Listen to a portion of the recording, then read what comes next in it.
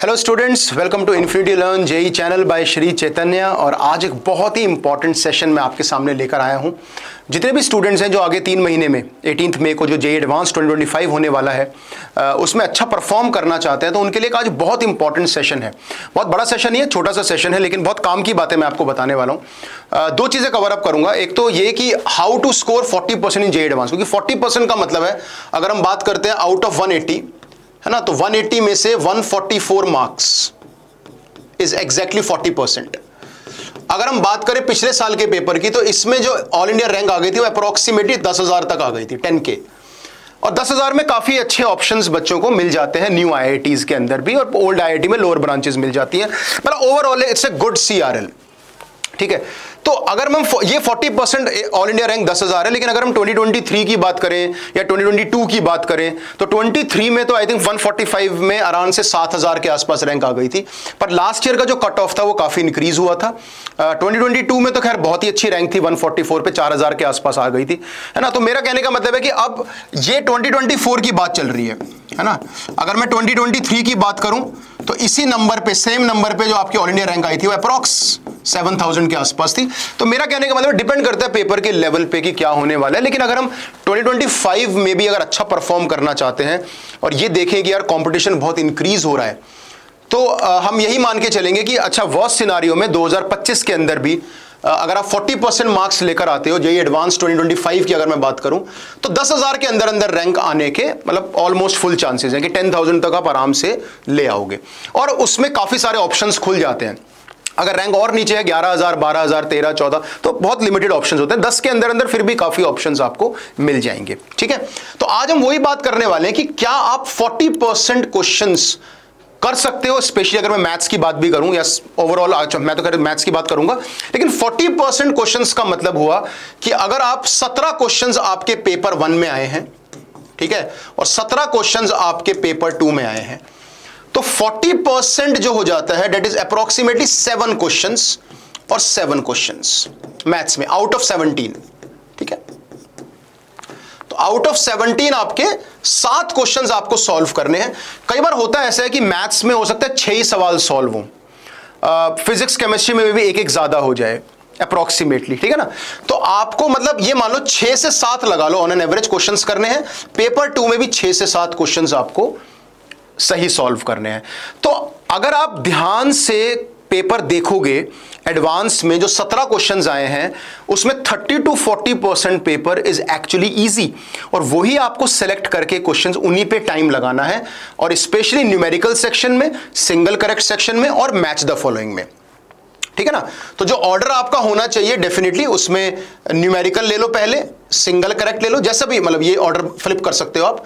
इसके बाद आप मैच द फॉलोइंग कर लो, है ना, देन पैराग्राफ हो गया, और लास्ट में मल्टीपल करेक्ट वाले क्वेश्चंस हो गए। तो मल्टीपल करेक्ट क्वेश्चंस हो गए। इसमें तो वैसे भी बहुत कम टाइम लगाना है, पार्शियल मार्किंग लेके आगे बढ़ना है। तो मेरा कहने का मतलब है अगर आप एडवांस 2025 की तैयारी कर रहे हो और 40% मार्क्स लेके आना चाहते हो, तो आपको मैथ्स में 17 में से 6 to 7 प्रॉब्लम्स अप्रोक्सीमेटली सॉल्व करनी है। और अगर आपने इतना कर दिया, सही सॉल्व कर दिया, तो आपकी अंडर 10,000 रैंक आ जाए। वो अंडर 10,000 पेपर के लेवल पे डिपेंड करती है, वो 7,000 भी आ सकती है, 4,000 भी आ सकती है, 10,000 भी आ सकती है, डिपेंड्स। क्योंकि पिछले 3 सालों में 2022 में अगर आप उठा के देखोगे तो 4,000 रैंक भी आई है, यहाँ पे 7,000 भी आई है, 10,000 पिछले साल आई है। तो हम पिछले साल को ही लेके चलते हैं, 10,000 ही आएगी इस साल भी 2025 में भी अप्रॉक्स, ठीक है। अब बात याद है, मैं पिछले साल का पेपर डिकोड करता हूं और मैं आपको ये बताऊंगा कि क्या मैथ्स में 6 से 7 क्वेश्चन पॉसिबल है या नहीं है। आप खुद ही देख के बता दोगे कि हाँ सर 6 क्वेश्चन हो जाएंगे, क्योंकि आपके दिमाग में बच्चों के चल रहा है कि सर अप्रैल पहले अच्छा कर लें फिर एडवांस पे ध्यान देंगे। नहीं, हम हमेशा बोलते हैं, मैं भी हमेशा बोलता हूं कि 3 महीने आपके पास बचे हैं, you have to prepare for advanced. और आपको अगर तैयारी करके रखोगे तो एडवांस का जो पेपर का जो लेवल है वो सबके लिए बराबर है ना, मतलब सबको एक ही पेपर मिलेगा, उसमें कोई परसेंटाइल सिस्टम नहीं है। और 6 questions is not a very big deal, कि बहुत ज्यादा बिग डील है। तो अगर आपके दिमाग में जो क्लैरिटी है कि यार 6 सवाल 7 सवाल लगाने हैं, 1 घंटे का मेरे पास टाइम है अप्रॉक्स, मैथ्स में फिर भी हम 1 घंटा 10 मिनट 15 मिनट दे देते हैं, फिजिक्स केमिस्ट्री में फिर भी थोड़ा बहुत ऊपर नीचे हो जाता है। तो 70-75 मिनट्स में अगर मुझे 6 या 7 सवाल लगाने हैं तो एक क्वेश्चन के लिए 10 मिनट है ना। सारे क्वेश्चंस मुश्किल नहीं होंगे, ध्यान रखना, सारे आसान भी नहीं होंगे, है ना। लेकिन ये कि हाँ ये मत सोचना कि 17 के 17 एडवांस है तो फिर सारे कोई ओलंपियाड लेवल के सवाल है, नहीं, है ना। 3-4 सवाल बहुत इजी मिलेंगे, 2-3 कैलकुलेटिव मिलेंगे जिसमें थोड़ी मेहनत आपको करनी पड़ेगी, लेकिन वो अच्छे होंगे, क्वेश्चंस इजी होंगे, करने लायक होंगे। तो अभी मैं आपको दिखाने जा रहा हूं कि पेपर 1 में और पेपर 2 में कैसे हम लोग कौन से 6 या 7 सवाल सॉल्व कर सकते थे पिछले साल और आपकी अंडर 10,000 रैंक तो अगर आपने पिछले साल में देख लिया तो आप इस साल भी ले आओगे, क्योंकि पेपर का लेवल अगर बिल्कुल एज इट इज आया तो 40% पे 10,000 रैंक आएगी। अगर पेपर थोड़ा मुश्किल हुआ तो 40% पे 7,000 आ सकती है। तो फिर हो सकता है अगर आपको 10,000 ही रैंक लानी है फॉर एग्जांपल, तो फिर ये टारगेट 6 की जगह 5 कर देना। तो कितना भी मुश्किल पेपर आ जाए बेटा, 3 से 4 सवाल बहुत इजी होते हैं, आराम से सॉल्व होते हैं। 1-2 सवाल थोड़ी मेहनत है, उसके बाद आपका नैया पार लग जाती है ना। और मैं ये नहीं बोल रहा कि बस बोलना आसान, अगर बोलना इतना इजी होता तो फिर ऑब्वियसली सब बच्चे 10,000 रैंक ले आते। पर मेरा मतलब ये स्ट्रैटेजी बच्चे को बताते नहीं है या बच्चों को पता नहीं चलती है, उनको लगता है एडवांस है तो बहुत बड़ा एडवांस्ड है, बहुत ज़्यादा हाई 5 क्वेश्चन आएंगे। ऐसा नहीं है। क्वेश्चंस अगर आप अभी डिकोड करेंगे, अभी देखेंगे, आपको लगेगा कि नहीं यार आसान क्वेश्चंस भी आते हैं, बस you have to choose your questions very very wisely. तो मैं आपको दिखाता हूं, पेपर 1 मेरे साथ है, ये पेपर 1 है बेटा। सो पेपर 1 में अगर आप ध्यान दो, आपको 6 से 7 क्वेश्चंस अप्रोक्सीमेटली सॉल्व करने हैं। पेपर का जो नंबर्स होंगे वो 3 नंबर होगा या 4 नंबर होगा। अगर आपने 7 सवाल सॉल्व करे तो 24 के आसपास नंबर आ जाएंगे अप्रोक्सीमेटली, यानी दोनों पेपर में मिला के अराउंड 48 मार्क्स के आसपास आपके आएंगे। 48 होता है 144, क्योंकि 6 के 6 सवाल जो आप करोगे सारे 3 मार्क्स वाले नहीं होंगे, एक आधा कोई 4 नंबर वाला भी होगा। तो मैं इसलिए लगा के चल रहा हूं ऑन एन एवरेज आप मतलब 5 क्वेश्चन कर लोगे ऐसे और 24 के आसपास मार्क्स ले आओगे। जैसे हम यहां पे आराम से देखते हैं, अगर सेक्शन 1 में सिंगल करेक्ट वाला ऑप्शन था, +3 -1 था, तो this question was really easy. अगर आप इसमें एल ऑर्बिटल रूल लगाते हो तो एक डिफरेंशियल इक्वेशन बनती है और वहां से सॉल्व हो जाएगा। तो ये क्वेश्चन 3 नंबर लाने लायक था, तो 3 नंबर था। प्रोबेबिलिटी फिर भी काफी सारे बच्चे छोड़ देते हैं देखकर, तो इसको हम छोड़ देते हैं। तो एक क्वेश्चन हमने अभी सॉल्व किया है, ये क्वेश्चन बहुत ईजी था, है ना। इसके अंदर आपको नॉर्मल कंपाउंड एंगल फॉर्मुलेज लगाने थे, तो it was really really easy. तो 2 क्वेश्चंस यहां पे हो गए, यानी 6 नंबर आपके यहां पे बन चुके हैं बहुत इजीली। मतलब ये ऐसे सवाल है जो आप आराम से कर लोगे, इसमें कोई ऐसी टेंशन नहीं होने वाला। जो अगला सवाल था, भले कोऑर्डिनेट क्या, बहुत बच्चे छोड़ सकते हैं इस क्वेश्चन को, लेकिन अगर आप पढ़ोगे इस पूरी रामायण को तो बहुत ही आसान सवाल था। मतलब इतना इजी सवाल जो है एडवांस का लगता नहीं, इससे बहुत टफ क्वेश्चंस तो मेंस में ही आ जाते हैं। कि एक इलिप्स है, फर्स्ट क्वाड्रेंट में एक पॉइंट है, 2 टेंजेंट हमने ड्रॉ करे हैं जो इलिप्स को एक माइनर एक्सिस पे और एक पॉइंट टी पे कट करता है, और आर वर्टेक्स है, सेंटर दिया हुआ है, एरिया ऑफ ट्रायंगल दिया है, तो आपको पी और क्यू बताने। तो बड़ा आसान सवाल था, बहुत नॉर्मल सवाल था, यकीन मानना मेरा। तो सिंगल करेक्ट आप सबसे पहले अटेम्प्ट करोगे और 4 में से 3 क्वेश्चंस आराम से सॉल्व हो सकते हैं। चाहे इस सब क्वेश्चन में 5-5, 10-10 मिनट लगेंगी, 5-7 मिनट लगेंगी करने में, ज्यादा टाइम नहीं लगेगा वैसे तो, बट फिर भी अगर आप फिर भी लेके चलते हो तो अराउंड से 20 मिनट के अंदर अंदर, 25 मिनट के अंदर अंदर आप ये क्वेश्चंस निपटा दोगे। तो 4 क्वेश्चंस हमने खत्म कर दिए हैं, 4 में से 3, तो 9 नंबर आपके आ गए। इसके बाद बात आती है मल्टीपल करेक्ट की, इसको हम बाद में देखेंगे। मल्टीपल करेक्ट पे मैं नहीं जाऊंगा, फिर मैं आ जाऊंगा आपके इंटीजर टाइप है। इंटीजर टाइप यहाँ पे, हाँ इंटीजर पे आ जाते हैं। तो जब आप इंटीजर पे आओगे बेटा यहाँ पे, है ना, ये वाला सवाल करने लायक था, ये वाला क्वेश्चन हो जाता आराम से, क्योंकि इसके अंदर एक्स और वाई को सॉल्व करना था, पर लॉ की वैल्यूज निकाली। तो लॉ की सिंपल प्रॉपर्टी, यहां भी सिंपल प्रॉपर्टी निकल जाएगा।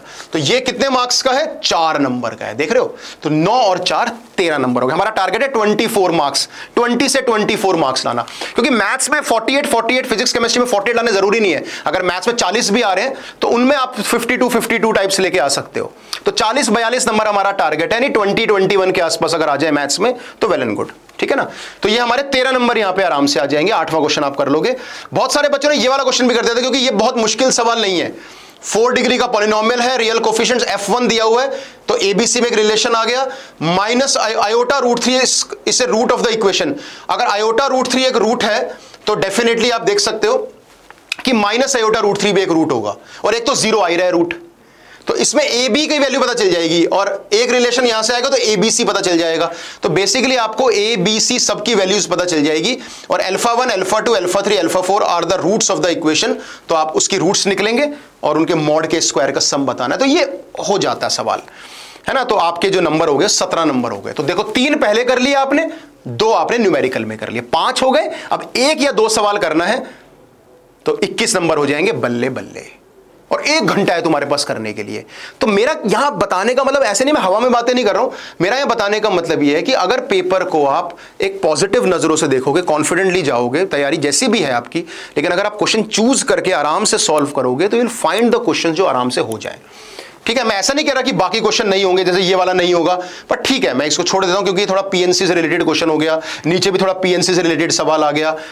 पढ़ोगे आप, आपसे बनेगा ठीक है, नहीं बनेगा कोई बात नहीं। मैं बोल रहा हूं बिल्कुल ऑब्वियस सवाल मैं आपको बता रहा हूं, जो 5 सवाल 6 सवाल जो बिल्कुल ऑब्वियस होते हैं, जो बच्चा कर ही लेगा यार। मतलब अगर आप थोड़ी बहुत भी तैयारी कर रखी है ना, जेईई मेन की भी तैयारी कर रखी है, तो भी आप ये सवाल सॉल्व कर लोगे, है ना। जैसे वो ट्रिग्नोमेट्री वाला सवाल, इलिप्स वाला सवाल और डिफरेंशियल इक्वेशन और लिमिट वाला, बहुत इजी सिंगल करेक्ट। और इन दोनों में ये लॉग वाले और ये बहुत बहुत बहुत इजी, तभी कट ऑफ ज्यादा गया था। बट फिर भी अगर हम 10,000 के अंदर अंदर भी देख रहे हैं तो इट इज पॉसिबल, है ना। चलो इनको छोड़ देते हैं 10 और 11 को, और देखते हैं कोई डुएबल सवाल आएगा। ये एक डुएबल सवाल आ गया वेक्टर का। ओपी दिया हुआ है, ओक्यू दिया हुआ है, ओआर दिया हुआ है, 3 वेक्टर है और OP cross OQ dot OR यानी स्केलर ट्रिपल 0 दिया हुआ है। तो आपको अल्फा और बीटा की वैल्यूज निकालनी है। अल्फा बीटा 2 इस पे लाई करता है, तो अल्फा बीटा में एक रिलेशन यहां से आएगा, एक यहां से आएगा, आ जाएगी वैल्यू। तो मेरा कहना है ये भी डुएबल सवाल है। तो 21 नंबर आपके पक्के हो गए भाई, यानी 6 सवाल आप कर चुके हो, 3 इंटीजर से 3 न्यूमेरिकल से।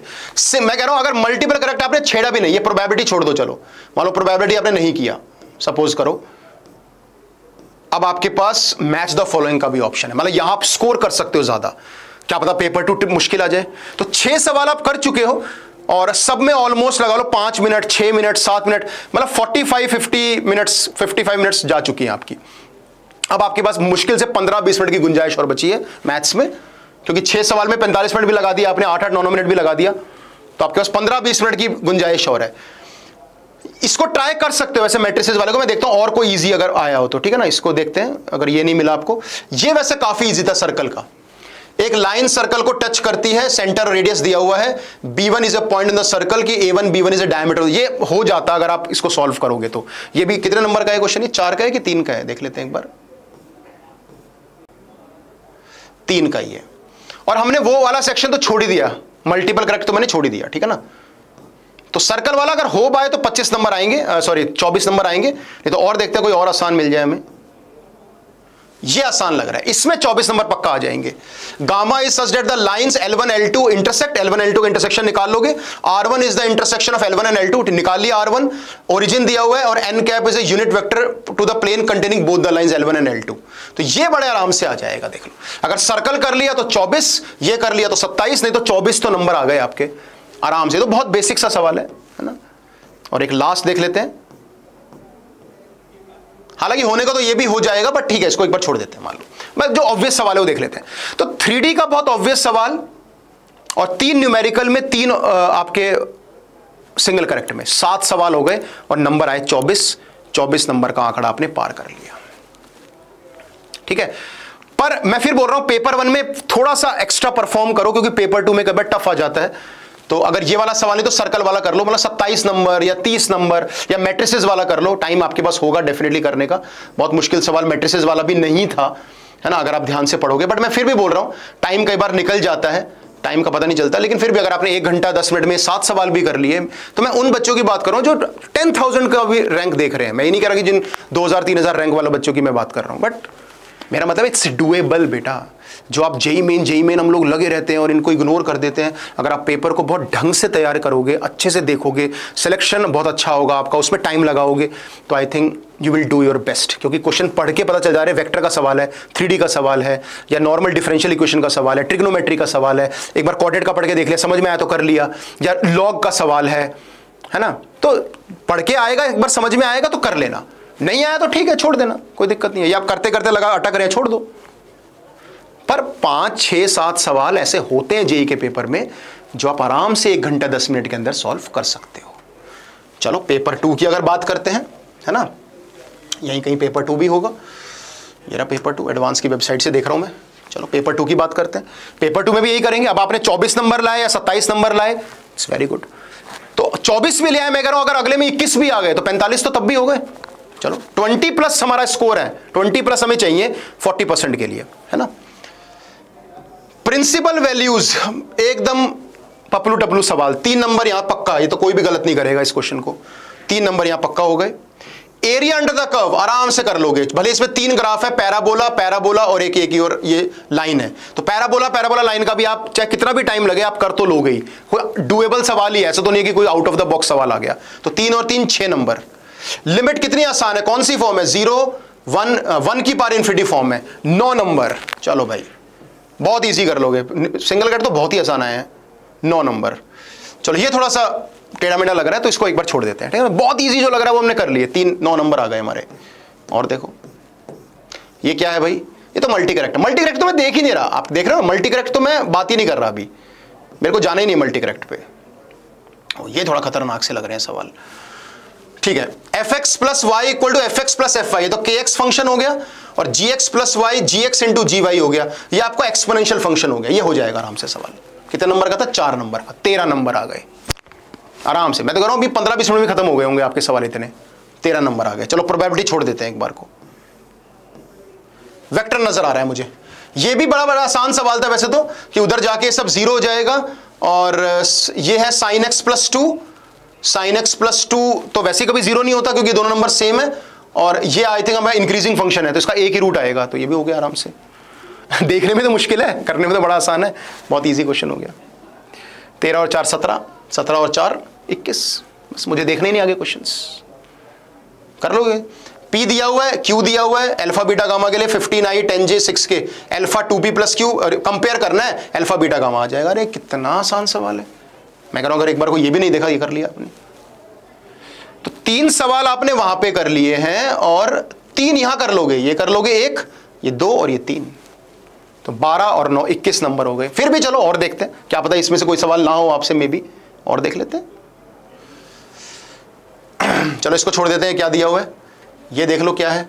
नॉर्मल दे रखी है टू द पैराबोला, ये तो कहानी होती है, इसमें कहानी समझ में आएगी, कर करके देखना पड़ता है, कई लोगों से बन जाएगा कैसे, पर फिर भी चलो मैं स्किप कर रहा हूं, कोई फर्क नहीं पड़ता। और देखते हैं क्या है। अच्छा पैराग्राफ आ गया, आप पैराग्राफ 21 नंबर मेरे बन चुके हैं। पैराग्राफ में एक सेट दिया हुआ है 6 नंबर का, set of all relation from S to S, और R में 6 एलिमेंट हैं, ठीक है। इसको भी चलो एक बार स्किप कर देते हैं, वैसे तो ध्यान से पढ़ोगे तो शायद बन जाए, बट अभी के लिए एकदम ऐसा नहीं लग रहा कि यार देखती हो जाएगा, ये थोड़ा लग रहा है मुझे, है ना, करने वाला।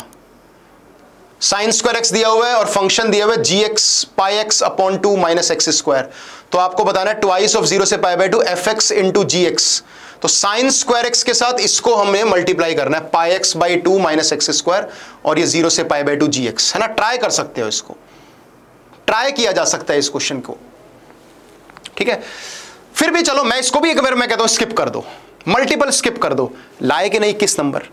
तो मेरा यह आज का जो सेशन लेने का जो पर्पस है वो ये पर्पस है कि मैथ्स के अंदर या किसी भी सब्जेक्ट के अंदर 5, 6 या मे बी 7 सवाल ऐसे होते हैं जो आप आराम से बना सकते हो। 4-5 ऑब्वियसली थोड़े मुश्किल या लेंदी हो सकते हैं, 2-3 ट्रिकी हो सकते हैं, पर 5 से 7 सवाल जो होते हैं ईजी, अगर आपने उतने पकड़ के बना लिए विद इन टाइम लिमिट, तो you will be getting at least 10,000 rank. यार इतनी मेहनत करने की कोई वो नहीं है, मेहनत इन द सेंस कि इतना सोचने की जरूरत नहीं है। बहुत बच्चे सोचते हैं सर एडवांस में क्या होगा क्या होगा, पेपर का लेवल अगर इससे मुश्किल आएगा तो क्या होगा, 7 की जगह 5 बन जाएंगे, 5 में 10,000 रैंक आ जाएगी। तो मेरा मतलब है अंडर 10 4 डिजिट रैंक अगर आप लाना चाहते हो तो 4 डिजिट रैंक के लिए आपको तैयारी के साथ साथ ये माइंडसेट चाहिए, ये कॉन्फिडेंस, ये स्ट्रेटेजी चाहिए। डीमोटिवेशन या घबराहट नहीं चाहिए कि एडवांस से मेरे से सॉल्व नहीं होंगे सर, पता नहीं कैसे होगा, नहीं। नॉर्मल तैयारी करो, lock your strategy, mock test वगैरह दो, है ना, और ऐसे क्वेश्चंस 100% आपको मिलेंगे। बस इसी थॉट से जाओ, अगर बन रहे हैं ज्यादा तो बनते जाओ। जैसे पिछले पेपर में 27 भी आ सकते हैं, 30 नंबर भी आ सकते हैं, इसमें 21 आ सकते हैं, ये हो सकता है ये सॉल्व हो जाए, और आ सकते हैं। टाइम लिमिट की बात है, हालांकि टाइम लिमिट में ज्यादा टेंशन नहीं होती एडवांस में, लेकिन आप अच्छा परफॉर्म कर सकते हो। आप अपनी 10,000 से 8,000, 7,000, 6,000 रैंक ऊपर ला सकते हो। पर अगर आपका सपना एडवांस क्रैक करने का है विद 4 डिजिट रैंक, तो you should follow this strategy and be confident. And तैयारी करो, बस तैयारी करो, अच्छे सवाल लगाओ, अपना एबिलिटी अच्छी करो, thinking ability, problem solving skills पे काम करो, लेकिन पेपर टेम्परामेंट जरूर डेवलप करना कि यार ये पेपर टेम्परामेंट होता है कि यार क्वेश्चंस ऐसे मिलेंगे जो आसान होंगे और मैं कर लूंगा आराम से। तो इस तरीके से अगर हम पेपर को डिकोड करते हैं तो अगले साल 2025 में ऐसी पेपर सॉल्व करना with this confidence, with this कि यार आपको लिख लिख के प्रैक्टिस करनी है, और जब पेपर आएगा तो you will choose your best questions, 5-6 थोड़ी मेहनत जिसमें करनी पड़े। जैसे इन क्वेश्चन में मेहनत करनी पड़ेगी, मैंने पढ़े नहीं है क्वेश्चन अभी, ये हो सकता है इनमें मेहनत करनी पड़े, थोड़ा सोचना पड़े, इसमें मेहनत करनी पड़े, क्या पता आसान भी निकले। तो मैंने तो वो 6-7 सवाल बताए हैं जो बहुत ही देखते ही लग रहा है कि यार हाँ हो जाएंगे। तो है ना, मतलब एटलीस्ट क्लियर कर लेंगे, इसमें कोई बहुत ऐसा नहीं है, चैलेंजिंग वाला पार्ट नहीं है। ठीक है, तो आई होप आज का सेशन सबको समझ में आया होगा, अच्छा लगा होगा। प्लीज इसको शेयर जरूर करना, है ना, and do like the session. और मैं ऐसे ज्ञान सेशंस, ऐसे स्ट्रैटेजी सेशंस के साथ आपको मिलता रहूंगा, मोटिवेट करता रहूंगा कि यार एडवांस इज पॉसिबल, है ना, और आप अच्छी रैंक ला सकते हो। ये अपने आप को ये मत सोचना कि जेईई मेन में परसेंटाइल इतनी आई उतनी आई तो मेरा कैलिबर कोई कम है, ऐसा नहीं है। ठीक है, तो नीड क्लैरिटी चाहिए आपको, एक एग्जाम टेम्परामेंट चाहिए, तैयारी चाहिए, तो हो सकता है क्रैक। ठीक है, चलिए, thank you so much, see you soon.